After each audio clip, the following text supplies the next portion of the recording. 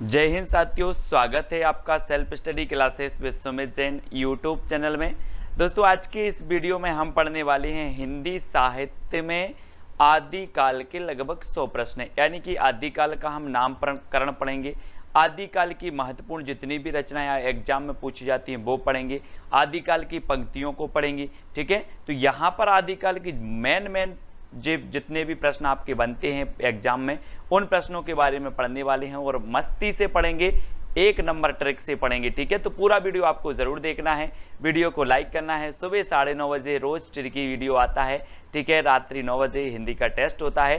तो आप किसी भी एग्जाम की तैयारी कर रहे हैं, बने रहें self study classes Vishwamit Jain YouTube channel के साथ। दोस्तों, लगभग 60 से 70 वीडियो आपके हिंदी साहित्य ट्रिकी वीडियो डल चुके हैं। आप प्लेलिस्ट में जाकर के अवश्य देखें, है ना। प्लेलिस्ट में हिंदी साहित्य का इतिहास ट्रिक्स करके एक प्लेलिस्ट बनी है, वो देखें और ज्वाइन मेंबर बन के चैनल को सपोर्ट जरूर कर सकते हैं। ठीक है, तो दोस्तों वीडियो को लाइक करें, शेयर करें और बने रहें अंत तक।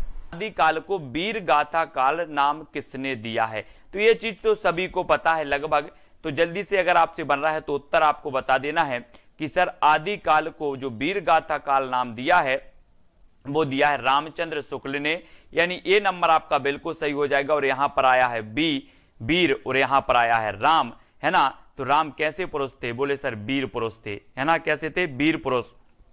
तो वीर गाथा काल कौन बोलेगा? रामचंद्र शुक्ल, यानी ये नंबर आपका बिल्कुल सही हो जाएगा। ठीक है, अगला है दोस्तों, आदिकाल को सिद्ध सामंत काल किसने दिया? सिद्ध सामंत काल बताना है दोस्तों। और आपको पता है कि जो पंडित लोग होते हैं, पंडित, इनके पास सिद्धि बहुत होती है, होती कि नहीं होती? अब आप लोगों को ही बताना है। पंडितों के बाद सिद्धि होती है, ये सिद्ध पुरुष होते हैं। तो ये सिद्ध सामंत काल कौन बोलेगा? कौन बोलेगा? कोई पंडित ही होगा, यानी कि पंडित राहुल सांकृत्यायन। इन्होंने कहा कि ये तो सिद्ध सामंत काल है, पंडित को तो सिद्धि ही दिखेगी, है ना। तो वो सिद्ध सामंत काल बोला इन्होंने। ठीक है, अगला देखो दोस्तों, आदिकाल को संधि काल एवं चारण काल किसने कहा? संधि काल और चारण काल। जैसे ही संधि की बात आती है दोस्तों, तो आपने रामायण देखी होगी, है ना। देखिए ना सभी ने रामायण, कि नहीं देखी? बोले सर रामायण देखी है। रावण से बार बार बोला जा रहा था कि आप संधि कर लो राम से और चरण पकड़ लो राम के, बार बार बोलते थे ना। जितने भी दूत जाते थे, अंगद गया तो उसने कहा कि आप संधि कर लो, चरण पकड़ लो, अभी भी मौका है। किसके? राम के। तो ये संधि काल और चारण काल कौन बोलेगा?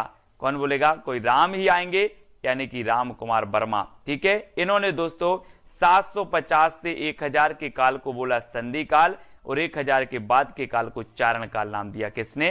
राम कुमार वर्मा जी ने। ठीक है, ऐसे याद रखेंगे। अगला है दोस्तों, आदिकाल को बीज वपन काल नाम किसने दिया? अब 4 विकल्प हैं दोस्तों। आपको पता है कि विश्व में अहिंसा के बीज किसने बोए? अहिंसा के बीज किसने बोए? अहिंसा की बात किसने की है? और वो की है किसने? महावीर भगवान ने। किसने की है? महावीर भगवान ने अहिंसा की बात की है, अहिंसा के बीज बोए हैं। तो यहां पर बीज बोए तो बीज वपन काल, और किसने बोए हैं बीज अहिंसा के? महावीर ने। तो महावीर प्रसाद द्विवेदी। बोले सर अहिंसा के बीज बोए हैं महावीर भगवान ने, तो बीज वपन काल कौन बोलेंगे? महावीर प्रसाद द्विवेदी, यानी ए नंबर आपका बिल्कुल सही हो जाएगा। और दोस्तों अगला क्वेश्चन है, आदिकाल को अपभ्रंश काल किसने कहा है? बहुत ही बढ़िया है दोस्तों, और बताना है आपको, है ना। 4 विकल्प हैं, 4 में से चयन करना है और आपका क्या हो जाएगा? बोले अपभ्रंश को तो गोली मारो, धीरे से हिंदी की बात करो। अपभ्रंश को तो गोली मारो, धीरे से हिंदी की बात करो, है ना। और गोली मारो तो गोलेरी, और धीरे से हिंदी की बात करो तो धीरेन्द्र वर्मा ने अपभ्रंश काल कहा है दोस्तों। अपभ्रंश काल आदिकाल को, अपभ्रंश को गोली मारो, धीरे से हिंदी की बात करो, तो गोली से गोलेरी और धीरे से धीरेन्द्र वर्मा, इन्होंने दोनों ही अपभ्रंश काल कहा है आदिकाल को। ठीक है, इस प्रकार से याद करेंगे। अगला है, आदिकाल को संक्रमण काल किसने कहा है दोस्तों? संक्रमण काल। 4 विकल्प हैं और आपको पता है संक्रमण का काल चल ही रहा है ना। घर वाले बोलते हैं ज्यादा हरिश्चंद्र मत बनो, खेलने कोई नहीं जाएगा, खेलने बाहर खेलने कोई नहीं जाएगा। किससे बोलते? बच्चों से घर वाले बोलते हैं कि ज्यादा हरिश्चंद्र मत बनो, कोई भी खेलने नहीं जाएगा, है ना, नहीं तो क्या हो जाएगा? संक्रमण हो जाएगा। तो खेलने नहीं जाएगा तो आपका राम खेलावन पांडे, है ना, हरिश्चंद्र मत बनो तो हरिश्चंद्र वर्मा। इन दोनों ने ही दोस्तों संक्रमण काल कहा है आदिकाल को। ठीक है, ये चीज याद रखनी। आपसे पूछा जाएगा आदिकाल को संक्रमण काल किसने कहा है, बोले खेलने जाते हैं तो संक्रमण हो जाता है ना, और घर वाले बोलते कि हरिश्चंद्र मत बनो, खेलने नहीं जाना, है ना। तो हरिश्चंद्र वर्मा और राम खेलावन पांडे इन्होंने कहा है संक्रमण काल आदिकाल को। ठीक है, अगला है दोस्तों आदिकाल को अंधकाल, अंधकार और बाल्यावस्था काल नाम किसने दिया। बहुत ही बढ़िया है दोस्तों। अब अंधकार काल और अंधकाल ये अलग अलग हैं, है ना, नाम दिया है। तो अंधकाल और बाल्यावस्था जो नाम दिया है वो दिया है किसने, रमाशंकर शुक्ल रसाल ने। किसने दिया, रमाशंकर शुक्ल रसाल ने दिया है ना। और बोले जो बाल्यावस्था में रस है वो कहीं भी कोई भी अवस्था में नहीं है, रस से रसाल। ठीक है, रसाल बाल्यावस्था काल रसाल ने कहा है, अंधकाल भी रसाल ने कहा है। ठीक है, किसने, रमाशंकर शुक्ल रसाल ने। ठीक है, अंधकाल। अगला दोस्तों आदिकाल को वीर काल किसने कहा है, बोले सर दुनिया में पूरे विश्व में वीर लोगों की बहुत इज्जत की जाती है ना। जो वीर होते हैं पूरे विश्व में उनका नाम होता है, उनकी क्या बचती है ना, उनकी सत्ता होती है। तो ये वीर आया है तो वीरों की सत्ता कहां होती है, वीरों का नाम कहां होता है, विश्व में होता है। तो वीर काल कौन बोलेगा, विश्वनाथ प्रसाद बोलेंगे। कौन बोलेंगे, विश्वनाथ प्रसाद। इस प्रकार से अगला है दोस्तों आदिकाल को चारण काल नाम किसने दिया, चारण काल। अब चार विकल्प हैं। अपन लोग बोलते ना कि श्री राम के चरणों में गिर परे, क्या परे, गिर परे। तो चारण काल कौन बोलेंगे, चारण काल। गिर परे तो ग्रियर्सन, है ना, चरणों में गिरना है, हमें चरणों में गिरना है, श्री राम के चरणों में गिरना है। तो चारण काल किसने, चरणों में गिर, चरणों में गिर तो ग्रियर्सन, चरणों में गिर तो ग्रियर्सन ने कहा चारण काल। और संधि काल और चारण काल किसने, राम कुमार वर्मा ने भी कहा है। ठीक है, अगला है दोस्तों आदिकाल को आदिकाल नाम किसने दिया। तो आदिकाल नाम दिया तो बोले सर आदिकाल का जो उदय हुआ वो एक बार हुआ, हजारों बार नहीं होता। क्या नहीं होता, आदिकाल का उदय एक बार होता है, उसे ही हम आदिकाल बोलते, हजारों बार नहीं होता। तो आदिकाल जो नाम दिया वो हजारी प्रसाद द्विवेदी ने दिया। बोले ये आदिकाल है, आदिकाल है, एक बार नहीं मैं हजार बार बोल सकता हूं ये आदिकाल है। किसने कहा, हजारी प्रसाद द्विवेदी ने हजारों हजार बार कहा आदिकाल। ठीक है, तो इस प्रकार से आदिकाल बी नंबर आपका बिल्कुल सही हो जाएगा। आदिकाल को आधार काल किसने कहा दोस्तों, आधार बताना। यहां पर आया है आधार और किसने कहा है, किसने कहा है, तो यह से याद रख लेना मोहन का आधार कार्ड, मोहन का आधार कार्ड। ठीक है, मोहन का आधार कार्ड, इस प्रकार से। ठीक है, तो मोहन से हो जाएगी मोहन अवस्थी और आधार से आधार काल। ठीक है, आधार काल या फिर आधार कार्ड किसका, मोहन का। तो मोहन अवस्थी ने कहा है आधार काल। ठीक है, इस प्रकार से याद रखेंगे। अगला है आदिकाल को पुरानी हिंदी का काल नाम किसने दिया, पुरानी हिंदी। और दोस्तों आपने देखा होगा कि साहित्यिक हिंदी को किसने माना था, पुरानी साहित्यिक अपभ्रंश को माना था किसने, शुक्ल जी ने। पुरानी हिंदी को अपभ्रंश माना था किसने, गुलेरी जी ने। तो पुरानी हिंदी का काल जो कहा है वो किसने कहा है, गुलेरी जी ने, गुलेरी। पुरानी हिंदी का काल गुलेरी जी, चंद्रधर शर्मा गुलेरी। ठीक है, इन्होंने कहा कि पुरानी हिंदी का काल है, पुरानी हिंदी का काल, आदिकाल पुरानी हिंदी का काल है। 7 नंबर गुलेरी जी ने ही कहा है। ठीक है, इसको याद रखेंगे। अगला है दोस्तों आदिकाल को उद्भव काल किसने कहा, उद्भव काल। और आपको पता है अपन लोग क्या बोलते हैं कि इस पृथ्वी पर वासुदेव का क्या हुआ, उद्भव हुआ है। वासुदेव का उद्भव हुआ है। अब पाप क्या हो जाएंगे, नष्ट हो जाएंगे। तो ये उद्भव हुआ है किसका, वासुदेव का, उद्भव वासुदेव। तो वासुदेव सिंह ने कहा है दोस्तों उद्भव काल, हिंदी के आदिकाल को। ठीक है, वासुदेव। अगला है आदिकाल को अपभ्रंश काल, जातीय साहित्य का उदय, अपभ्रंश काल, जातीय साहित्य का उदय, ये नाम किसने दिया है। बहुत ही बढ़िया नाम है और आपको पता भी होनी चाहिए। और ये नाम दिया है दोस्तों किसने, बच्चन सिंह ने। अपभ्रंश काल, जातीय साहित्य का उदय। ठीक है, अब बोले सर बच्चन जो होते हैं, बच्चन लोग, बच्चे लोग होते हैं, उन्हें क्या करना, जाति पाति से, है ना, उन्हें जाति आति से कुछ नहीं रहता। यहाँ पर जाति आया तो बच्चे लोग जाति आति का भेद नहीं रखते। तो जातीय साहित्य का उदय, अपभ्रंश काल, जातीय साहित्य का उदय, बच्चन, बच्चे से, बच्चन से। ठीक है, इस प्रकार से डी नंबर आपका सही होगा। आदिकाल को प्रारंभिक काल और शून्य काल नाम किसने दिया। प्रारंभिक काल और शून्य काल। बहुत ही बढ़िया प्रश्न है दोस्तों। और जब हम कोई भी चीज प्रारंभ करते हैं तो क्या बोलते हैं, यार प्रारंभ कर रहे हैं, श्री गणेश करो, श्री गणेश करो यानी कि प्रारंभ करो, श्री गणेश करो यानी प्रारंभ करो, है ना। तो प्रारंभिक काल कौन बोलेंगे, कौन बोलेंगे, गणपति चंद्रगुप्त। किसने कहा प्रारंभिक काल और शून्य काल, गणपति चंद्रगुप्त, यानी सा नंबर आपका बिल्कुल सही हो जाएगा। श्री गणेश करो, है ना, प्रारंभ करो, श्री गणेश करो, इस प्रकार से। अगला है आदिकाल को वीर प्रशस्ति युग नाम किसने दिया। वीर प्रशस्ति विश्वनाथ प्रसाद मिश्र ने, हजारी प्रसाद द्विवेदी ने, गणपति चंद्र गुप्त ने, या फिर विजयेंद्र स्नातक ने। दोस्तों आपको पता है कि वीर लोग ही विजय होते हैं, वीर लोग ही क्या होते हैं, विजय होते हैं, है ना। तो वीर लोग क्या होते हैं, विजय होते हैं। तो वीर प्रशस्ति योग कौन बोलेगा, विजयेंद्र स्नातक, विजयेंद्र स्नातक यानी डी नंबर।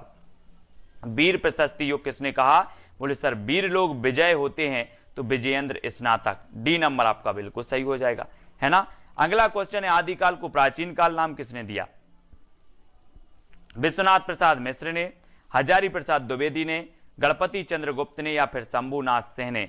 तो आदिकाल को प्राचीन काल जो नाम दिया है वो किसने दिया है। और आपको पता है दोस्तों, आपसे बोले कि आप किसकी पूजा करते हैं, तो बोले हम शंकर जी की करते हैं। आपके पापा किसकी करते, शंकर जी की। आपके दादा किसकी करते, शंकर जी की। अरे बोले सर बात बिल्कुल नहीं करो, हमारे घर में प्राचीन काल से ही शंभुनाथ की पूजा करते आ रहे हैं। शंभु, है ना, बोलते हैं ना श्री जय शंकर जी को, शंभु, है ना।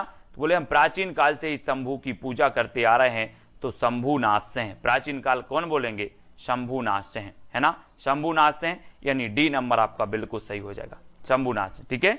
अगला है दोस्तों आदिकाल को संक्रांति काल किसने किया। संक्रांति, संक्रांति से अब ऐसा नहीं लगता कि संक्रांत एक त्योहार होता ना, संक्रांत, संक्रांति आ गई अपन बोलते। तो क्या होता है संक्रांति में, लड्डू वड्डू का प्रसाद मिलता है। काय का प्रसाद मिलता है, लड्डू वड्डू का प्रसाद मिलता है सभी को। तो इस संक्रांति में प्रसाद मिलता है, तो संक्रांति काल कौन बोलेंगे, कौन बोलेंगे, कोई प्रसाद ही होंगे, राम प्रसाद मिश्र। कौन होंगे, राम प्रसाद मिश्र। तो प्रसाद मिलता है संक्रांति को, तो राम प्रसाद मिश्र ने कहा है संक्रांति काल। ठीक है, यानी डी नंबर आपका बिल्कुल सही हो जाता है। अगला है दोस्तों आदिकाल को अनिर्दिष्ट लोक प्रवृत्ति का युग किसने कहा, यानी कि प्रश्न क्रमांक 19।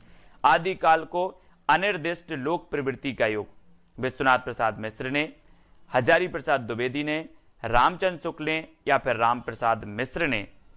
तो आदिकाल को अनिर्दिष्ट लोक प्रवृत्ति का जो युग कहा है वो कहा है रामचंद्र शुक्ल ने, है ना। ये बहुत ही बढ़िया है, अनिर्दिष्ट लोक प्रवृत्ति का युग था आदिकाल, ऐसा कथन कहने वाले थे तो वो रामचंद्र शुक्ल जी थे, सी नंबर। और आपको पता है कि रामचंद्र शुक्ल ने प्रवृत्तियों के आधार पर कालों का नामकरण किया, प्रवृत्तियों के आधार पर। तो इन्होंने अनिर्दिष्ट लोक प्रवृत्ति का काल कहा है। अब प्रवृत्ति आया तो समझ जाना कि रामचंद्र शुक्ल ने ही कहा होगा। ठीक है। अगला है आदिकाल को आरंभिक काल नाम किसने दिया। दोस्तों हमने पढ़ा था प्रारंभ कोई हम कार्य करते हैं प्रारंभ, तो श्री गणेश करते हैं प्रारंभ।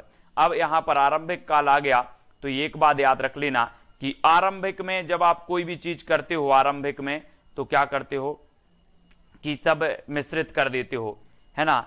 ये भी ले लो वो भी ले लो, सब मिश्रित कर देते हो। क्या करते हो, मिश्रित कर देते हो आरंभ में, फिर धीरे धीरे से अपना ब्रांड बनाते हो, ब्रांड। तो आरंभ में हम सब मिश्र कर देते हैं, तो मिश्र बंधु, ये मिश्र बंधु ने कहा था आरंभिक काल, यानी डी नंबर आपका बिल्कुल सही हो जाएगा, मिश्र बंधु। ठीक है। तो यहां पर दोस्तों जितने भी आपके नामकरण से संबंधित थे, जितने विद्वानों के मत थे, वो पूरे विद्वान मैंने आपको बता दिए, याद भी आपको करवा दी जहां जैसी ट्रिक निकली। अब आपको बताना है कि आदिकाल को अत्यधिक विरोधी एवं व्याघातों का युग किसने कहा। बहुत ही बढ़िया प्रश्न है, अत्यधिक विरोधी एवं व्याघातों का युग ये किसने कहा, ऐसे कथन भी पूछे जाते हैं। और यहां पर आपका अत्यधिक विरोधी और व्याघातों का युग कहा है हजारी प्रसाद द्विवेदी ने, हजारी प्रसाद द्विवेदी ने। इन्होंने कहा कि आदिकाल के बारे में तो हजारों विरोध हैं, हजारों विरोध हैं, तो इन्होंने कहा कि अत्यधिक विरोधी एवं व्याघातों का योग है। हजारों विरोध हैं, तो हजारी ने कह दिया कि अत्यधिक विरोधी एवं व्याघातों का योग, इसको याद रख लेना। ठीक है।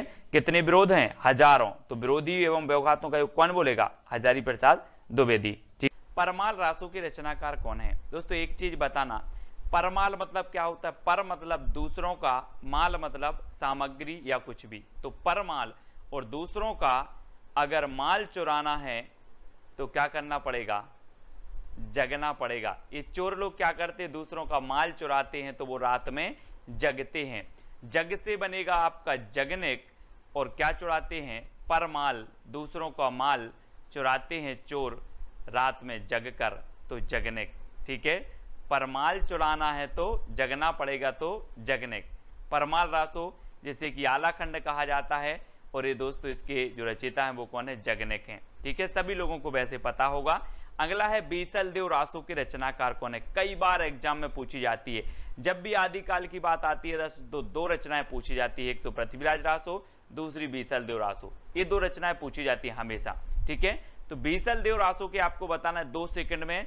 और दोस्तों आपको पता है कि बीसल देव रासो के रचनाकार कौन है, वो है नरपति नाल। नरपति, और नरपति दोस्तों कितने होते हैं, है ना, 20 नहीं होते, बोले 20 पति नहीं होते, एक पति होता है ना, 20 पति नहीं होते, 20 क्या नहीं होते, पति नहीं होते, तो नरपति, 20 नरपति नहीं होते, एक होता है।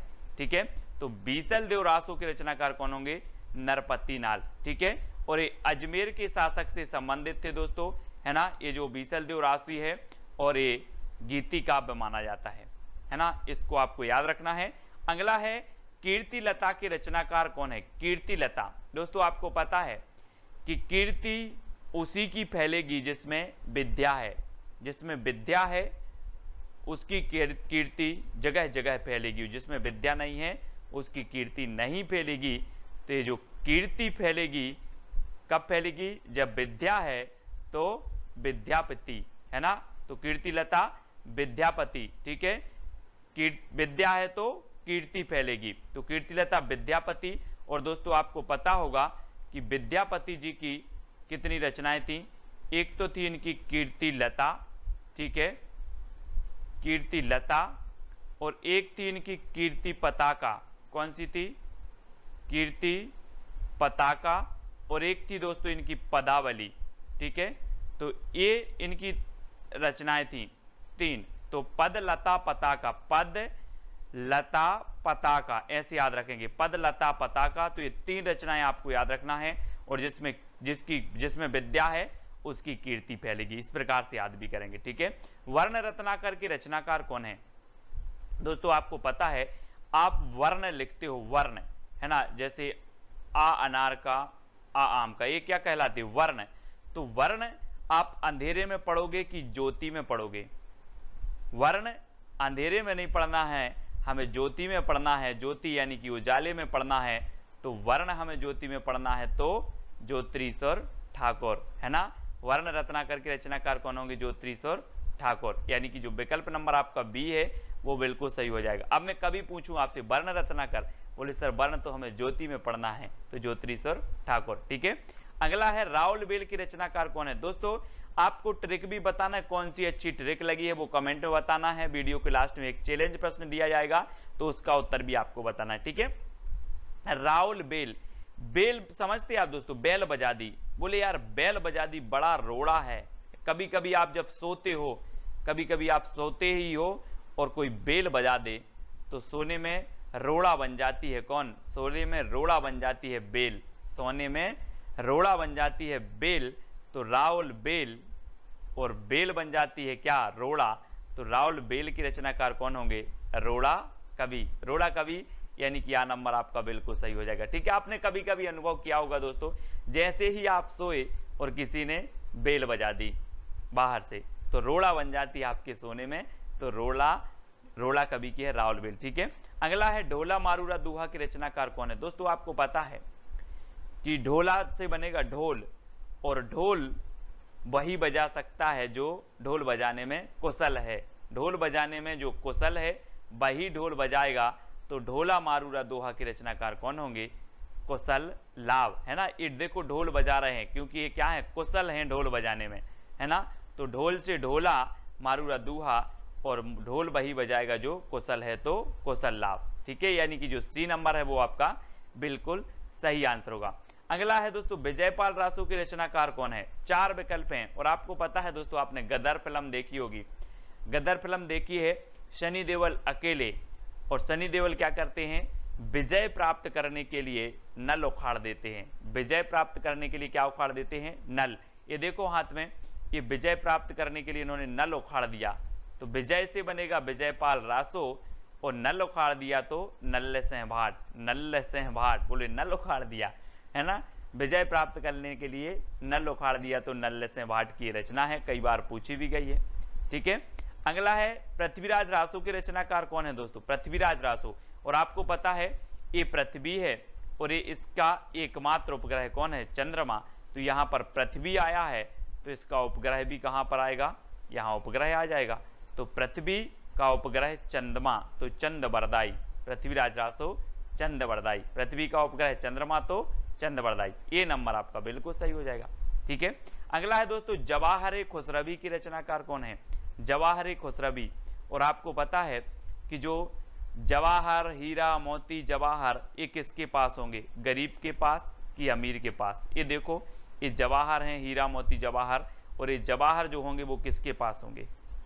अमीर व्यक्ति के पास होंगे कि गरीब व्यक्ति के? तो आपने बिल्कुल सही आंसर पहचाना है कि सर अमीर के पास होंगे। तो जवाहर खुसरवी की जो रचना होगी वो किसकी होगी? अमीर खुसरो। और खुसरवी से तो खुसरो है ही, तो खुसरवी। ठीक है, अगला क्वेश्चन आपको बताना दोस्तों, जय मयंक जस चंद्रिका के रचनाकार कौन है? तो 4 विकल्प हैं। और आपको पता है दोस्तों कि जब एक पत्नी अपने पति के लिए करवा चौथ का व्रत रखती है, एक पत्नी अपने पति के लिए करवा चौथ की व्रत रखती है, और जब ये चल्ली में से वह चांद को देखती है तो चांद कैसा नजर आता है? मधुर।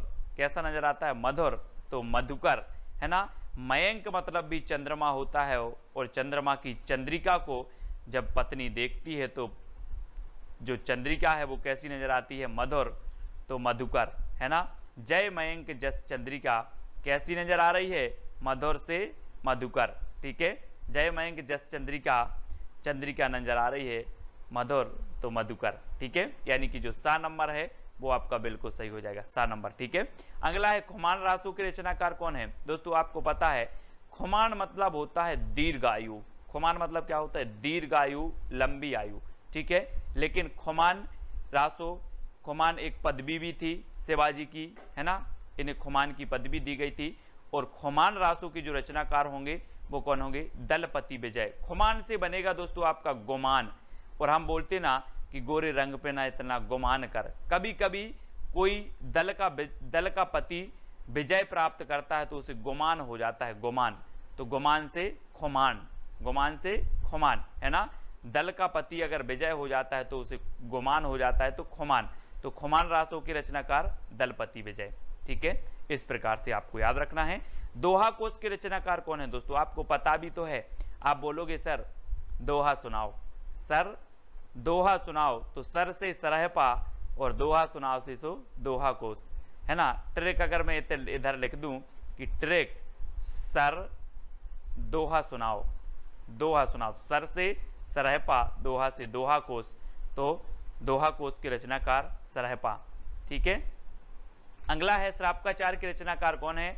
हिंदी की प्रथम रचना मानी जाती है दोस्तों। और ये जो श्रापकाचार है, आपको पता है कि जैन धर्म में व्यक्ति जब भगवान के पास जाता है तो श्रावक बन के जाता है भगवान के पास, है ना। और भगवान को क्या बोलता है? देव। तो श्रावक जाता है किसके पास? देव के पास। श्रावक बनकर जाता है व्यक्ति देव के पास। तो श्रापकाचार के रचनाकार कौन होंगे? देवसेन। ये देखो, ये व्यक्ति श्रावक बनकर गया है किसके पास? भगवान या फिर देव के पास। ठीक है, तो श्रावक बन के जाना है देव के पास। तो श्रापकाचार के रचनाकार देवसेन। 933 इसका रचना काल माना जाता है, 933 ईस्वी। ठीक है, श्रापकाचार की ओर प्रथम रचना है हिंदी की। अगला है बुद्धिरास के रचनाकार कौन है? बुद्धिरास। दोस्तों आपको पता है कि हम बोलते हैं कि वो बुद्धिशाली लोग हैं, बुद्धिशाली लोग हैं। तो यहाँ पर वही तो पूछी गया है कि बुद्धिशाली, तो बुद्धिशाली यानी कि बुद्धिशाली भद्रसूरी। बुद्धिरास शाली भद्रसूरी। और किसी किसी की तो साली भी बहुत बुद्धिमान होती है। बोलते हैं जिसकी शादी हो गई बोले मेरी साली बहुत बुद्धिमान है ना। तो बुद्धि से बुद्धि और बुद्धिशाली, शाली ऐसे याद रखना, बुद्धिशाली, वो बुद्धिशाली लोग हैं, तो बुद्धिशाली से बुद्धिराज, शाली से शालीभद्र सूरी, है ना, तो बुद्धिशाली इस प्रकार से। अगला है रेवंतगिरी रास के रचनाकार कौन है? 4 विकल्प में 2 सेकंड में आपको बताना है दोस्तों। आपको पता है कि रेवंतगिरी एक पर्वत था, जैन धर्म से संबंधित पर्वत है रेवंतगिरी, और रेवंतगिरी की पर विजय प्राप्त करनी थी। बहुत सारे राजा सोचते थे कि रेवंतगिरी पर क्या करनी है, विजय प्राप्त करनी है, काय पर, रेवंतगिरी पर। तो रेवंतगिरी रास की रचनाकार कौन होंगे? विजय प्राप्त करनी है तो विजय सेन सूरी। रेवंतगिरी पर क्या प्राप्त करना है? विजय, तो विजय सेन सूरी, है ना, ये विजय सेन सूरी की रचना है, यानी कि आपका जो विकल्प नंबर सी है वो सही हो जाएगा। अगला है चंदनवाला रास की रचनाकार कौन है? दोस्तों चंदनवाला, हम जब मंदिर जाते हैं तो चंदन की आस लगा के जाते हैं, चंदन की आस, चंदन की आस। ये देखो, ये महाशय चंदन की आस लगा के बैठे थे, तो इनको चंदन लग गया, तो याद रख लेना, चंदन की आस तो आसगु, चंदन की आस तो आसगु, ठीक है। चंदन वाला रास किसकी होगी? आस से आसगु, है ना, चंदन की आस, इतना याद करना, चंदन की आस तो आसगु कवि की है। कुमारपाल प्रतिबोध के रचनाकार कौन है? कुमारपाल प्रतिबोध, दोस्तों आपको पता होगा आजकल के जो कुमार हैं वो सोम रस बहुत पी रहे हैं, सोम, है ना, कुमार लोग सोम रस पी रहे हैं, तो सोम प्रभ सूरी, सोम प्रभ सूरी, इस प्रकार से याद करेंगे। कुमार लोग सोम पी रहे हैं तो सोम प्रभ सूरी, है ना, डी नंबर आपका बिल्कुल सही हो जाएगा। कुमारपाल प्रतिबोध की रचनाकार सोम प्रभ सूरी। कच्छुली रास की रचनाकार कौन है?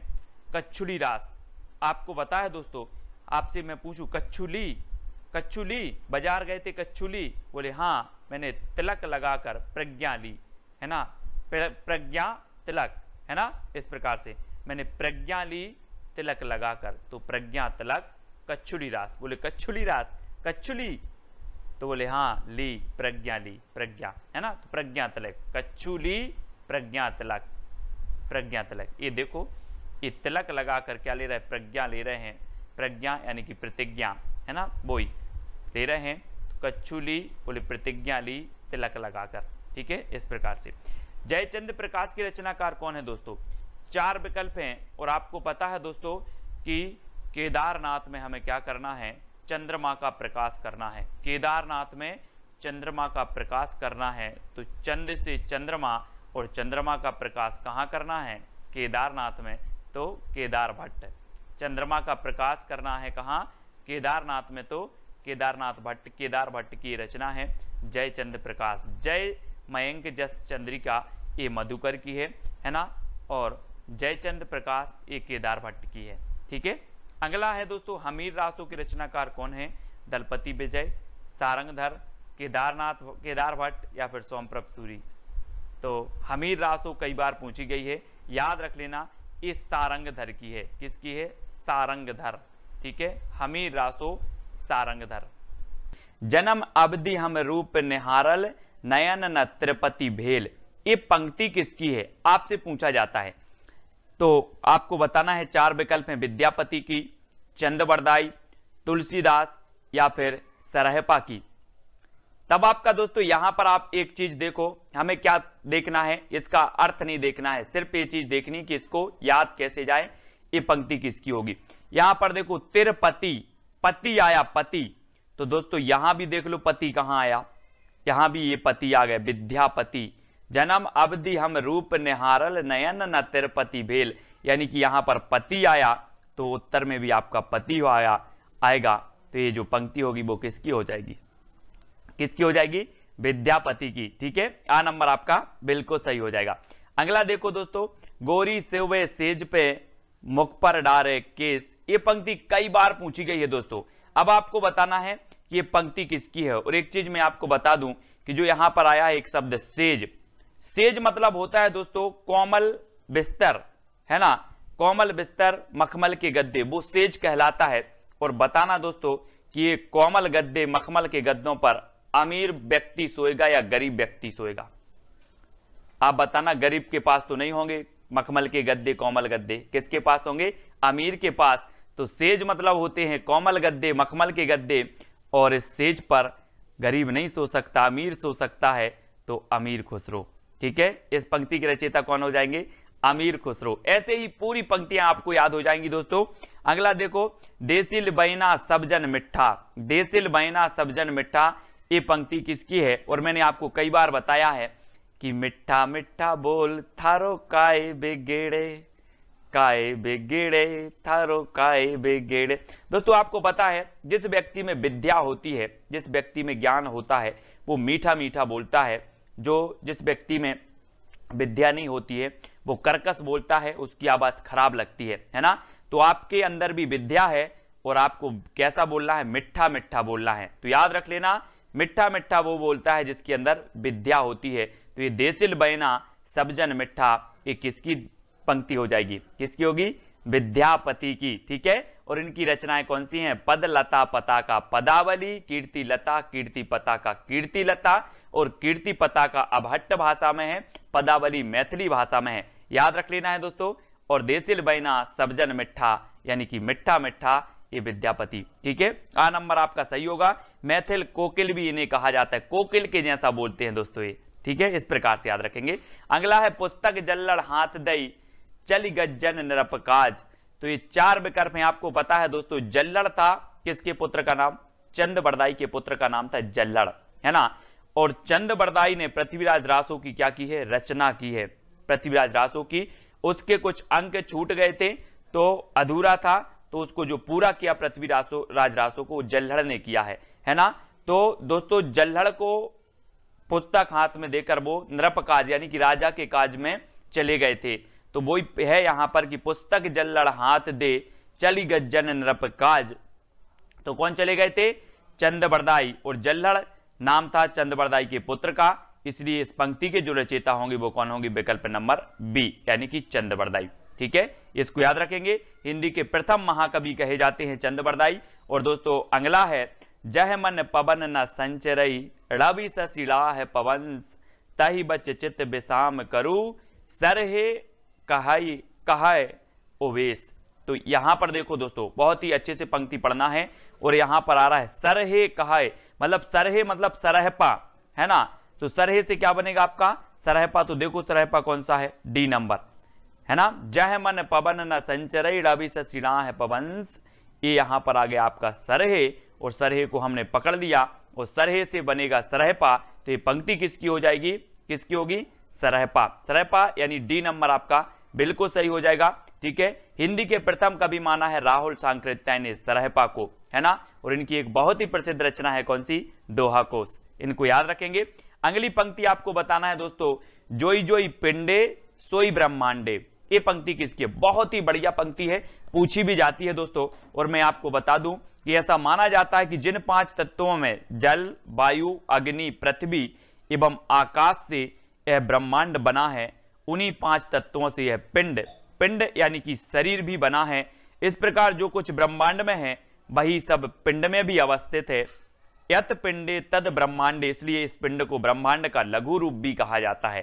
तो जोई जोई पिंडे सोई ब्रह्मांडे, ये एक अर्थ इससे लिया गया है। और दोस्तों आपको पता है कि ये जो पंक्ति है वो किसकी है? गोरखनाथ की है। किसकी है? गोरखनाथ की है। इन्होंने कहा था कि संसार में क्या रखा है? माया मोह को इन्होंने त्याग दिया। किसने?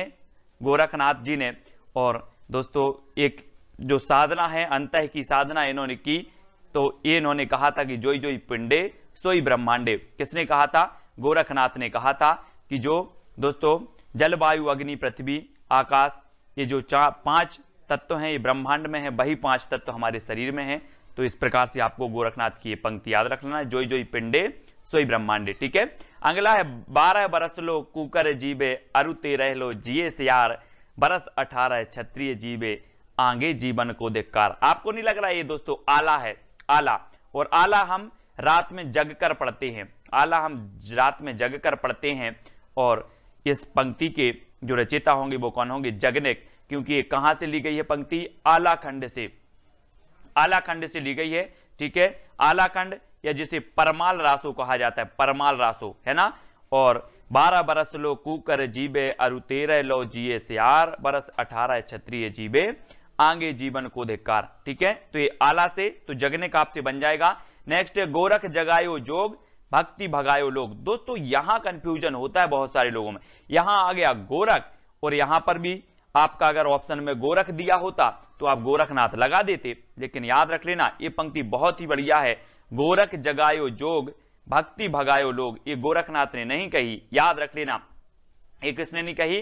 गोरखनाथ ने नहीं कही है, ये कही है तुलसीदास ने, यानी कि बी नंबर। अब एक चीज याद रख लेना, खुद के बारे में थोड़ी बोलेंगे कि गोरख जगायो जोग भक्ति भगायो लोग, गोरखनाथ नहीं बोलेंगे ना, कोई दूसरा व्यक्ति बोलेगा। तो गोरख जगायो जोग भक्ति भगायो लोग, ये पंक्ति जो है वो तुलसीदास की मानी जाती है। इसको याद रख लेना, हमेशा पूछी जाती है दोस्तों। क्यों पूछी जाती है? क्योंकि इसमें आप कंफ्यूजन होंगे और आप गलत करके आएंगे, तो इसको याद रखेंगे। ठीक है, अगला है माधव हम परिणाम निराशा। माधव मतलब दोस्तों श्री कृष्ण को कहा जाता है माधव, और बोले माधव हम परिणाम से निराश हैं। बोले क्यों हो बेटा निराश?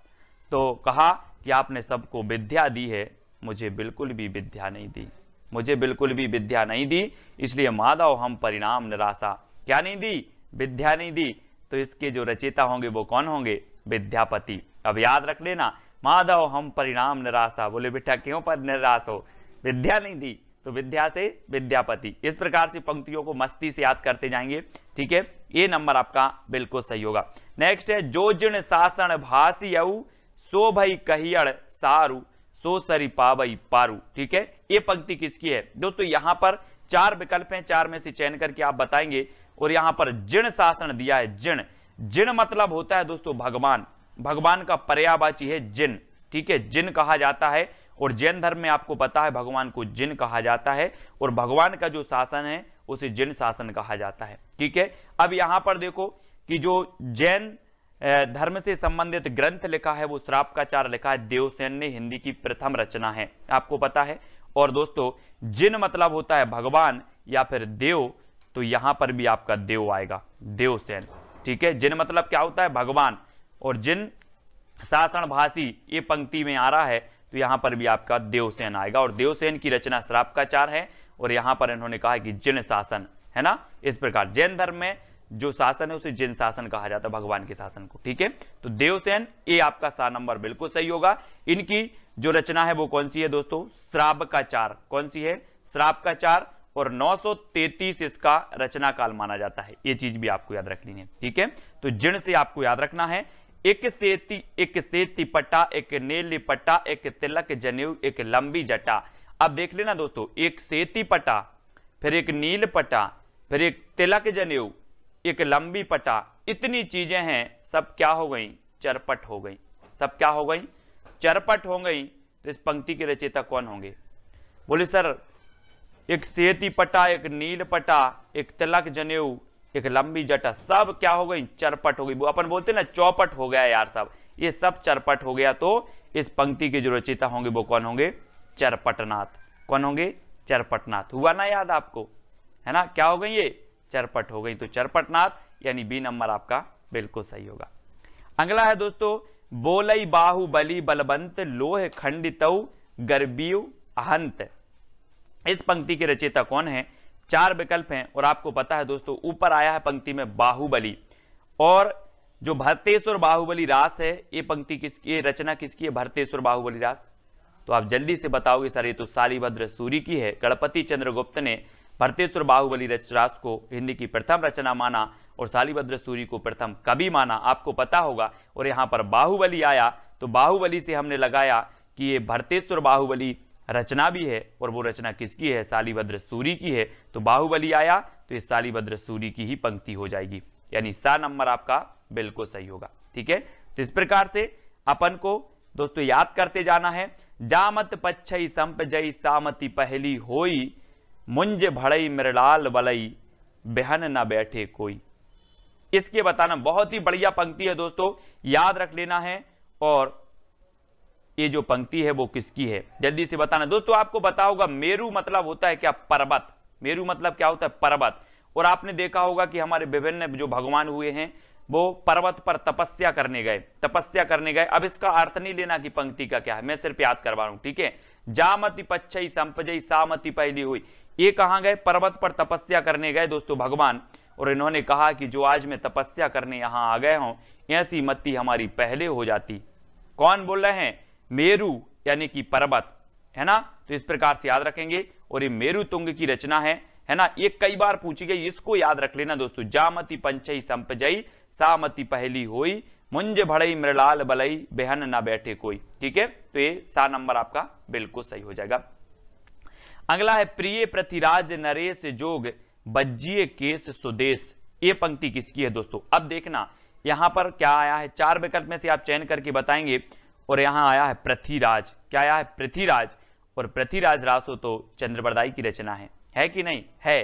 तो यहां पर पृथ्वीराज आया है और पृथ्वीराज से सीधा आप चंद्रबरदाई पर पहुंच जाओ। प्रिय पृथ्वीराज नरेश जोग बज्जिए केस सुदेश। तो ये पंक्ति किसकी हो जाएगी?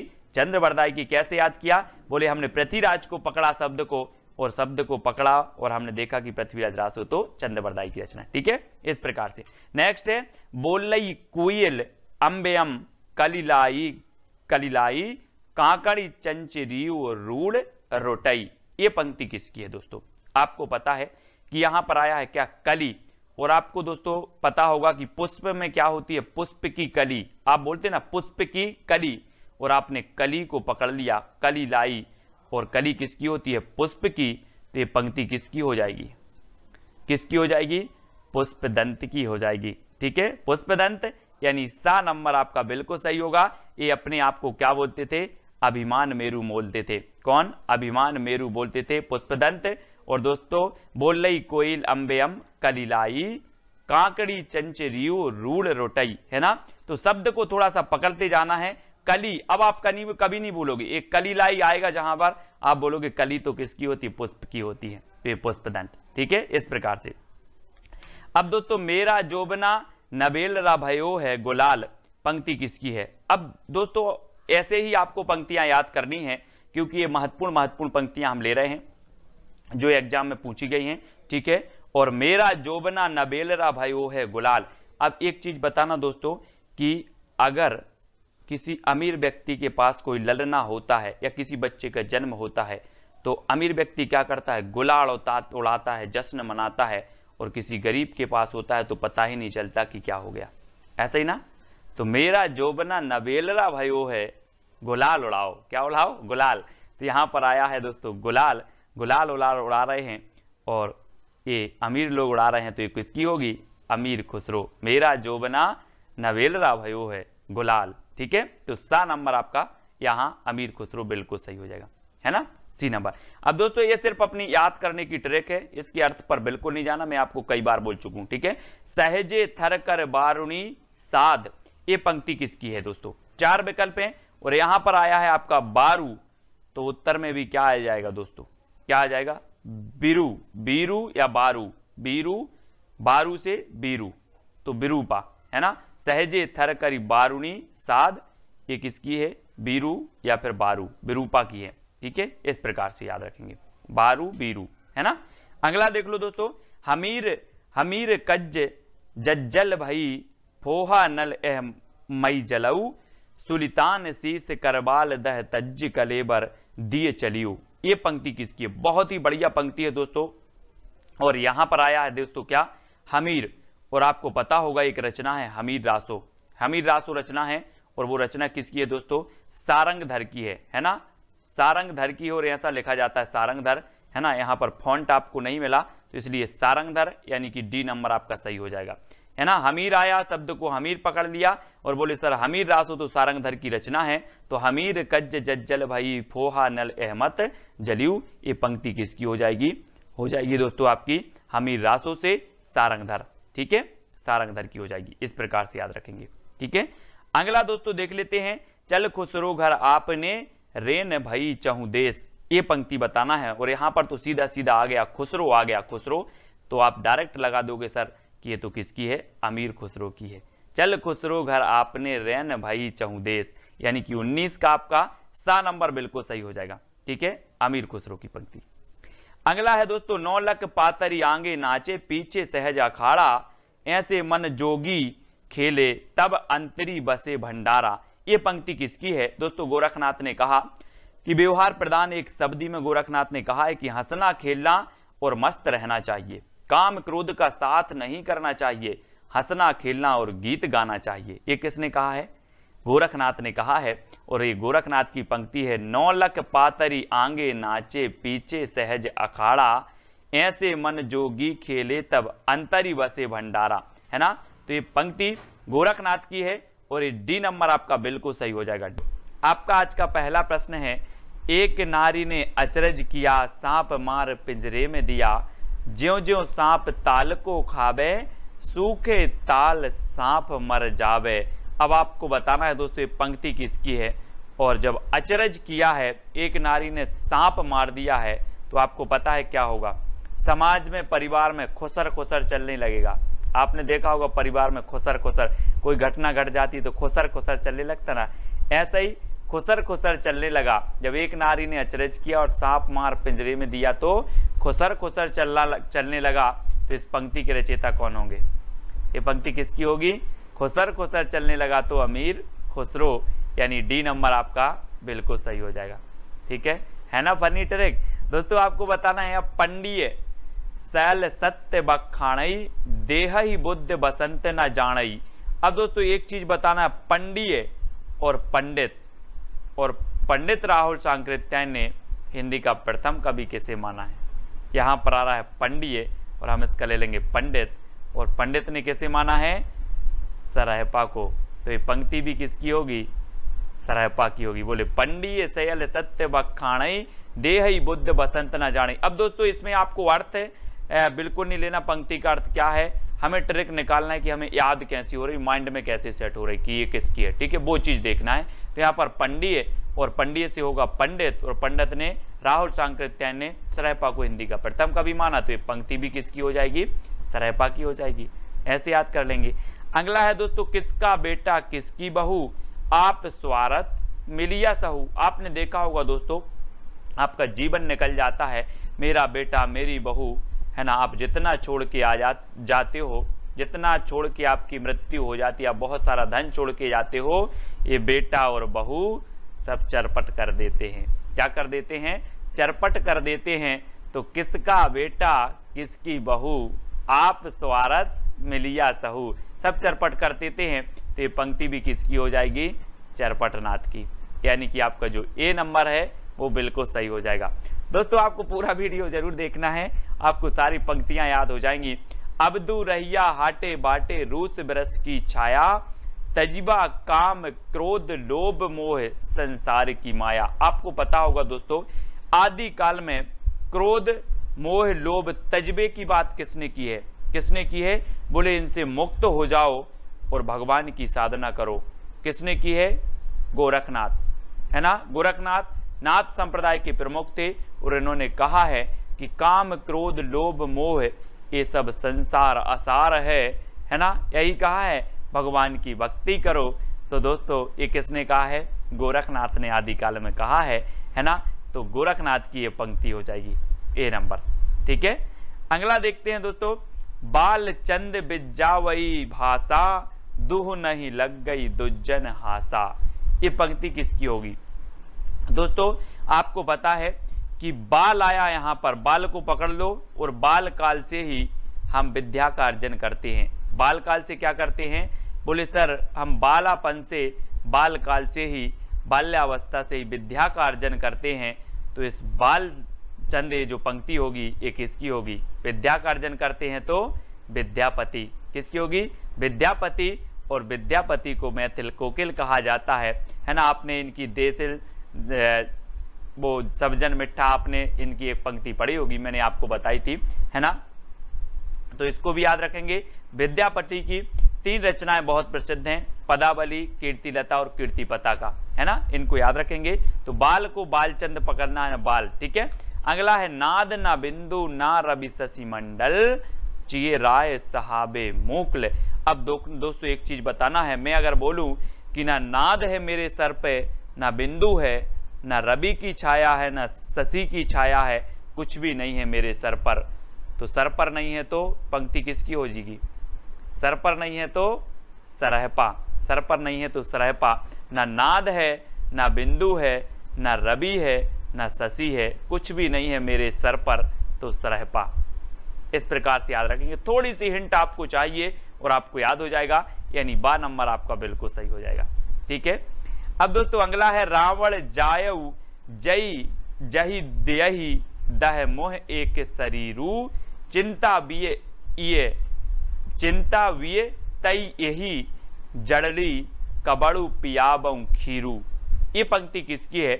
यहां पर दोस्तों आपको कुछ नहीं करना है, रावण को पकड़ना है।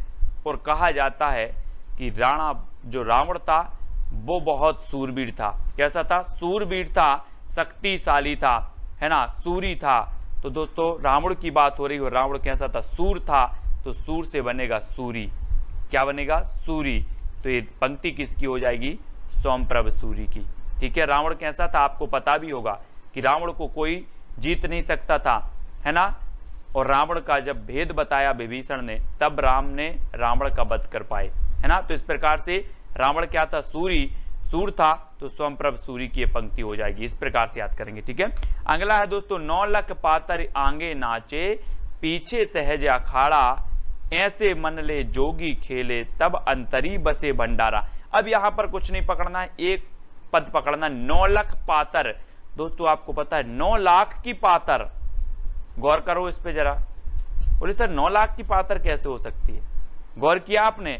गौर किया तो गोरखनाथ की, ये बनेगा गौर। बोले सर हमने गौर किया तो ये गोरखनाथ की पंक्ति होगी। 9 लाख पातरी, 9 लाख पातरी, गौर किया तो गोरखनाथ की पंक्ति, यानी कि आ नंबर आपका बिल्कुल सही हो जाएगा।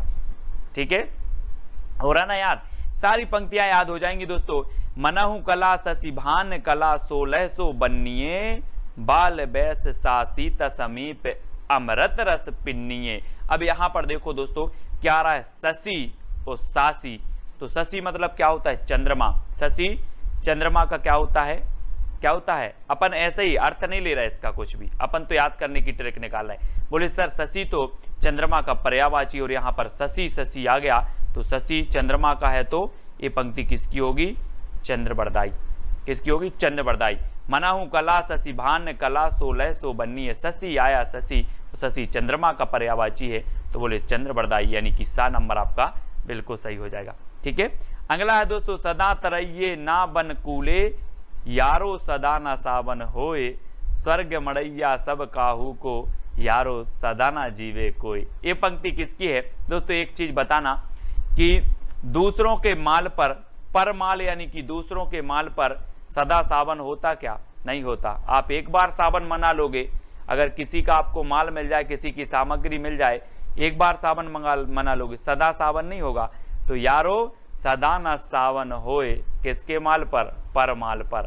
तो एक पंक्ति कहां से ली जाएगी? परमाल रासो। कहां से? परमाल रासो। और ये नंबर आपका बिल्कुल सही होगा। और परमाल रासो को आलाखंड भी कहा जाता है, और इसकी रचयिता कौन है? जगनेक, है ना। आपने एक पंक्ति पढ़ी होगी, 12 बरस लो कूकर जीवे और 13 लो जिए से आर, बरस 18 क्षत्रिय जीवे आंगे जीवन को धिक्कार, है ना।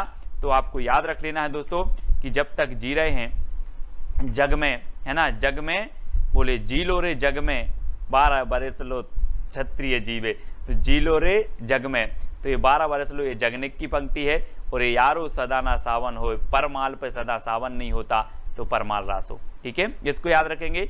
अगला है ईड़ी पर कोयल कूजई पूजई युवती मड़ोर विधुर वियोगनी ध्रजई कूजई मयड़ किशोर। एक चीज बताना दोस्तों, कोयल कूजई यानी कि कोयल कूकती है। कब कूकती है? जब कोयल कूकती है तो आप समझ जाते हो कि बसंत ऋतु आ गई, समझ जाते ना। तो ये कहां से ली जाएगी? कहां से ली जाएगी?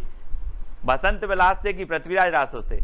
बोले सर बसंत विलास से, क्योंकि कोयल कूकने लगी है तो बसंत आ गया, है ना। यानी कि डी नंबर आपका बिल्कुल सही होगा। कोयल कूजई पूजई युवती मड़ोर, है ना, इस प्रकार से। अगला है दोस्तों पीयू चित्तौड़ न आबियू सावन पहली तीज जोबे बाट बिराहिणी खिण खिण आड़वे खींच। यहां पर चित्तौड़ को पकड़ना है दोस्तों। आपको पता है, आपने चित्तौड़ का नाम सुना होगा, बोले चित्तौड़गढ़ का किला। और चित्तौड़गढ़ का किला ऐसा था दोस्तों जिस पर सब लोग विजय प्राप्त करना चाहते थे, लेकिन विजय नहीं हो पाते थे। विजय की बात हो गई, बोले चित्तौड़ विजय, चित्तौड़ विजय। तो यहाँ पर चित्तौड़ आया और विजय से हो जाएगा दलपति विजय, है ना, याद रख लेना। ये दोस्तों दलपति विजय खुमार, है ना, खुमार रासो जो रचना है दलपति विजय साहब की है। और ये चित्तौड़ की बात आई है तो ये पंक्ति किसकी होगी, दलपति विजय की, ठीक है, चित्तौड़ विजय, चित्तौड़ विजय, इस प्रकार से याद रखेंगे। अगला है बज्जिए घोर निशान रान चौहान चहु दिसी, और यहाँ पर चौहान आ गया तो आप आंखें बंद करके किसका लगाओगे, किसका लगा दोगे, बोले सर वो तो किसकी है, बीसल देव रासो, है ना, क्योंकि पृथ्वीराज चौहान और पृथ्वीराज रासो, ये बीसल देव रासो नहीं, पृथ्वीराज रासो। और 7 नंबर आपका ये चंद्रबरदाई की पंक्ति हो जाएगी, बज्जिए घोर निशान रान चौहान चहु देसी, 7 नंबर, ठीक है। अगला है दोस्तों गंगा जमुना मझोरे बहर नाई ताही बुडीली मातंगी पोई आली ले पार गई। ये पंक्ति किसकी है दोस्तों, आपको पता है गंगा और जमुना 2 नदियां हैं, गंगा और जमुना क्या नदियां हैं, 2 से बनेगा डो, 2 से बनेगा डो, तो गंगा जमुना मझोरे डो भी पा, कौन है, डो, ये देखो डो यानी 2 तो डोम्बिपा, ठीक है, गंगा जमुना 2 हैं तो डोम्बिपा, यानी आ नंबर आपका बिल्कुल सही होगा, डोम्बिपा, ऐसे याद रखेंगे, ठीक है। अगला दोस्तों आपको बताना, मैं बता दूं कि पंक्तियों को निकालने की कोई ट्रिक नहीं है, वो तो आपको याद करवाने का एक माध्यम है कि आपको थोड़ी बहुत जो है हिंट मिले और आप सही करके आओ पेपर में, है ना। का आ तरुवर पंच बिडाल, ये पंक्ति किसकी है दोस्तों, का आ से बनेगा काया, और काया में हम क्या करते हैं, विभिन्न प्रकार के लेप लगाते हैं, कोई पाउडर लगाता है, कोई क्रीम लगाता है, लेप लगाते ना, तो काया में हम लेप लगाते हैं, तो काया से बनेगा लुईपा, लुईपा लेप यानी लुईपा, है ना, काया को लुईपा, काया को लुईपा, तो काया तरुवर पंच बिडाल, ये पंक्ति किसकी हो जाएगी, लुईपा की, और 7 नंबर आपका बिल्कुल सही होगा, ठीक है। अगला देख लेते हैं दोस्तों, एकड़ा के जई मंत्रणा तंत्र। अब ये पंक्ति किसकी, 2 सेकंड में आप बताएंगे, और मैं आपको बता दूं कि जो मंत्र तंत्र होते हैं वो नाक में फूंके जाते हैं कि कान में फूंके जाते हैं, जल्दी बताओ, बोले सर कान में फूंके जाते हैं मंत्र तंत्र, कान में फूंके जाते हैं तो कंडपा, कान में फूंके जाते हैं तो पंक्ति किसकी हो जाएगी, कंडपा की। मंत्र तंत्र कहाँ फूंके जाते हैं, कान में, तो ये एकड़ा के जय मंत्रणा तंत्र, ये पंक्ति किसकी हो जाएगी, कंडपा की, ठीक है, यानी डी नंबर आपका बिल्कुल कंडपा, कान से कंडपा, ठीक है। अगला है दोस्तों पीयू संगम कऊ निछड़ी पीयू हो परोखो हो कैम्ब, ये पंक्ति बतानी है आपको। और पीयू से अपन क्या बोलते, पानी पीयू, पानी पीयू, तो दोस्तों हमें काय का, हेम, हेम का पानी पीयू, हेम, हेम मतलब जो होते भूखंड जमे, हेम का पानी पीयू, तो हेम से याद रख लेना, पानी पीयू तो हेम का, और हेम से बनेगा हेमचंद्र, हेम, और हेम मतलब भी हिम होता है, बर्फ होता है, आपको पता होगा, तो हिम का पानी पीयू, तो पीयू संगम कऊ निचड़ी पीयू हो परोख हो कैम्ब, है ना, तो हिम का पानी पीयू, इस प्रकार से, यानी कि हेमचंद्र। अब भ्रंश के व्याकरणाचार्य हैं दोस्तों, आपको पता होगा, और 7 नंबर आपका बिल्कुल सही हो जाएगा, ठीक है। अगला है एक थाल मोती से भरा सबके सिर पर औंधा धरा चारों ओर बह थाली फिरे मोती उससे एक ना गिरे। अब एक चीज बताना दोस्तों, एक थाल मोती से भरा होगा तो कहाँ होगा, गरीब के पास जो सड़क पर सोता है कि अमीर के पास, किसके पास होगा, बोले सर मोती भरा थाल तो अमीर के पास होगा, अमीर के पास होगा, तो पहली जो होगी ये किसकी हो जाएगी, अमीर खुसरो, यानी बी नंबर आपका बिल्कुल सही हो जाएगा, ठीक है दोस्तों। अगर आपको जौन सी भी ट्रिक अच्छी लगती है वो कमेंट में जरूर लिखा करें। जे हैं दिस दिस ते में रही मिले आई, ते हैं दिस दिस जा रही मिले आई, तो दिस दिस आ रहा दोस्तों, दिस दिस, और यहाँ पर दिस दिस, और आपको पता है दिस दिस मतलब दिशा की बात हो रही है, और दिशा में जो चारों दिशा में जो खुशबू फैल जाती है दोस्तों, वो किसकी फैल जाती है, पुष्प की। आप और हम बोलते हैं कि पुष्प की, फूल की खुशबू चारों दिशाओं में फैल गई, पुष्प की खुशबू चारों दिशाओं में फैल गई, तो यहाँ पर आ रहा है दिस दिस दिस दिस, और दिशा में खुशबू फैल गई काय की, पुष्प की, तो ये पंक्ति भी किसकी हो जाएगी, पुष्पदंत की। इनका एक ग्रंथ है दोस्तों महापुराण, जिसमें 63 सलाखाओं की का वर्णन किया गया है ना, जीवन वृत्त है उसमें। और दोस्तों ये जो पुष्पदंत हैं ये अपने आप को अभिमान मेरु कहते थे, अभिमान मेरु, इनको भी याद रखेंगे पुष्पदंत जी को, ठीक है। और इनकी पंक्ति है, जेह दिस दिस तिम रई मिले आई, तेह दिस दिस जा रही मिले आई, ठीक है। तो दिस दिस आया मतलब आपको पुष्पदंत लगाना है, ठीक है। अगला है दोस्तों, पुरुष कहानी हो कहो जसु बत्थे पुण्य। अब एक कहानी आया है दोस्तों यहाँ पर, कहानी, और कहानी आपको पता है कहानी को अबहट्ट में कहा जाता है कहानी, कहानी को अबहट्ट में कहानी कहा जाता है। और अबहट्ट की हमने 2 रचनाएं पढ़ी हैं, कीर्तिलता और कीर्ति पताका, और ये 2 रचनाएं किसकी हैं, विद्यापति की। और यहाँ पर कहानी आया है और कहानी अबहट्ट में कहा जाता है, तो बोले सर 2 रचनाएं हैं विद्यापति की, कीर्तिलता और कीर्ति पताका, तो ये पंक्ति भी किसी की होगी, किसकी होगी, विद्यापति की, है ना। विद्यापति यानी कि ये कीर्तिलता से ले गई है दोस्तों, पुरुष कहानी हो कहो जसु पत्थैवे पुण्य, तो ये कीर्तिलता से ली गई है। कहानी आया और कहानी हमने पकड़ लिया कि कहानी अबहट्ट में कहा जाता है, और अबहट्ट की रचना 2 ही हैं, कीर्तिलता और कीर्ति पताका, तो ये कीर्तिलता से ली गई है और ये विद्यापति की पंक्ति हो जाएगी।